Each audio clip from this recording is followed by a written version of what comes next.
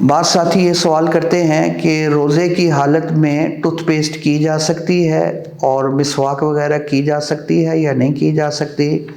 جی بالکل، مسواک تو حضور صلی اللہ علیہ وسلم کا ایک سنت عمل ہے،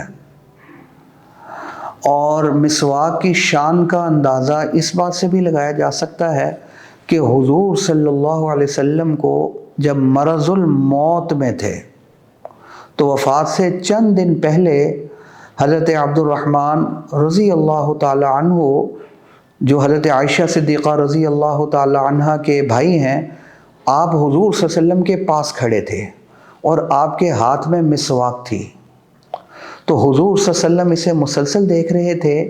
حضرت عائشہ صدیقہ رضی اللہ تعالی عنہ سمجھ گئیں، فرمایا کہ کیا یہ مسواک میں آپ کو دے دوں؟ تو حضور نے ہاں دے دو، اشارے سے فرمایا ٹھیک۔ اور اس کے بعد حضرت عائشہ صدیقہ رضی اللہ تعالی عنہ نے اس مسواک کو نرم فرمایا، اور مسواک نرم فرمانے کے بعد حضور صلی اللہ علیہ وسلم کو دی، اس میں بڑا خوش ہوئے۔ پھر حضور صلی اللہ علیہ وسلم نے اپنے منہ مبارک میں ڈالی بھی۔ اس پر حضرت عائشہ صدیقہ رضی اللہ تعالیٰ عنہ فرمایا کرتی تھیں، اللہ تعالیٰ نے مجھے کتنی بڑی دولت عطا فرما دی ہے کہ آخری چیز جو حضور صلی اللہ علیہ وسلم کے اندر گئی وہ میرا لعاب تھا، کیونکہ مسواک تو میں نے ہی نرم کی تھی، میرا لعاب لگا ہوا تھا، حضور صلی اللہ علیہ وسلم نے اس مسواک کو منہ مبارک میں ڈالا تھا۔ جی دیکھیے، اس حالت میں بھی حضور صلی اللہ علیہ وسلم مسواک طلب فرما رہے ہیں، تو کتنی پسند تھی حضور صلی اللہ علیہ وسلم کو یہ مسواک۔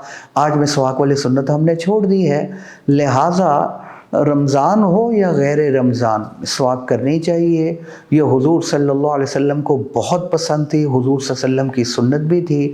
آج کل یہ سنت چھوٹتی جا رہی ہے، اس کا اہتمام کرنا چاہیے۔ تو مسواک کرنے سے روزہ نہیں ٹوٹے گا۔ باقی جہاں تک بات ہے ٹوتھ پیسٹ کی، تو اس حوالے سے میں عرض کر دوں، ٹوتھ پیسٹ کرنا تو اس میں یہ ایک مکروہ عمل ہے، ٹھیک۔ تو باقی اگر حلق سے نیچے پیسٹ کے ذرات نہیں جاتے محسوس ہوتے تو روزہ نہیں ٹوٹے گا، لیکن ایسا کرنا مکروہ ہے۔ البتہ اگر یہ پیسٹ کے اثرات اور ذرات حلق سے نیچے جانے کا غالب گمان ہو کہ وہ نیچے چلے گئے ہیں، تو پھر اس کیس میں روزہ بھی ٹوٹ جائے گا اور روزے کی قضا ذمے میں لازم ہو جائے گی۔